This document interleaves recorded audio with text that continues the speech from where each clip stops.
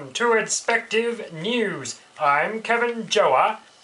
Prince Charles and Lady Camilla arrived in Canada this week as part of celebrating Queen Elizabeth's Golden Jubilee. They toured St. John, Toronto, and Regina over 3 days, and we at Inspective News are lucky enough to have a moment with the Prince of Wales, named, of course, after the defunct National Hockey League Conference, before he leaves for home. Your Highness, are you there? Hello. You don't look like Prince Charles. Oh, sorry, I'm the Prince's spokesperson. You see, His Royal Highness was advised by Prime Minister Harper to avoid any direct interviews with major media outlets in Canada because they're all a bunch of prickly sods. Sods? Yes, cranky pissers, bloody wankers, mother holes.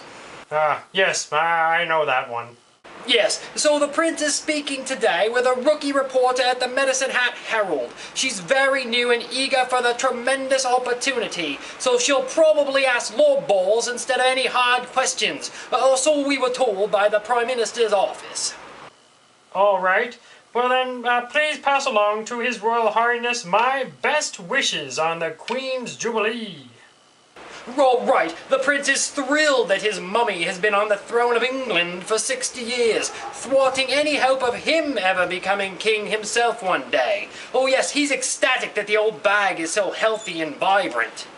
Okay, so tell me what some of the highlights of the Prince's Canadian visit have been.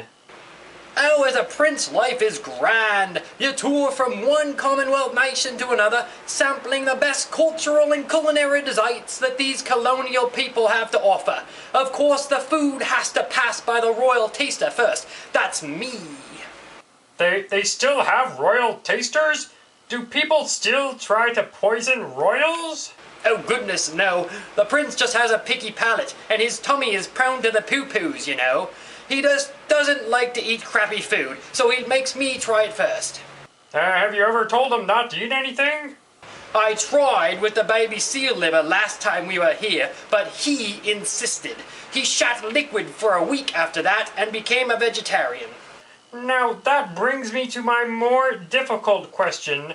If it's just about fancy junkets like this, there are some folks in Canada and elsewhere in the Commonwealth who argue that the monarchy has outlived its time, and the idea of the royal family is largely a useless relic. How does the prince react to that?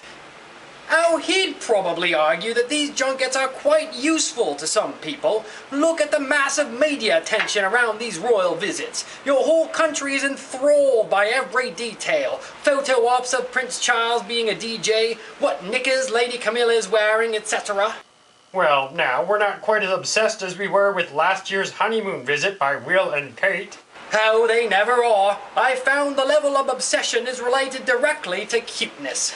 But any royal visit helps distract the public from your government's having rigged the last election with robocalls, fudged budgets for fighter jets, and quashed environmental regulations. I believe we're sending Prince Harry in the fall so the government can quietly approve the Northern Oil Pipeline and start sending EI recipients to the potash work camps in northern Saskatchewan. Interesting. So where is the royal couple off to next? Oh, next it's the Falkland Islands. They're gonna dazzle the locals and help them forget they're actually Argentinian. Well, thank you for your time.